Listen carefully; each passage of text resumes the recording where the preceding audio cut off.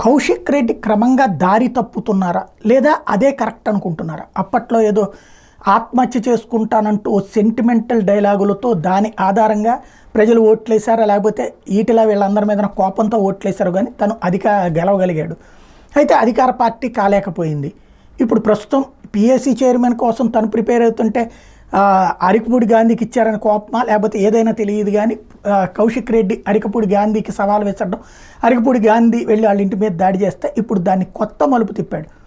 తెలంగాణ కోసం ప్రాణాలు అర్పించడానికి సిద్ధంగా ఉన్నాను, తెలంగాణ వాళ్ళ మీద దాడి చేస్తున్నారు అంటంతో పాటుగా తనకి ప్రాణాపాయం ఉంది, ప్రాణాలకు ముప్పు ఉంది అన్నటువంటి. అక్కడ ఆంధ్ర తెలంగాణ గొడవ ఏమీ లేదు.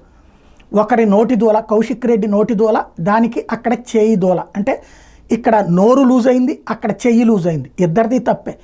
కానీ దాన్ని తీసుకొచ్చి ఆంధ్ర తెలంగాణ వివాదాలు, ఒకప్పుడు తెలంగాణ ఆంధ్ర విభజన గొడవలప్పుడు కూడా ఇట్లాంటివే సృష్టించినటువంటి రాజకీయ నాయకుల మూలంగానే ఫ్లేరప్ అయింది.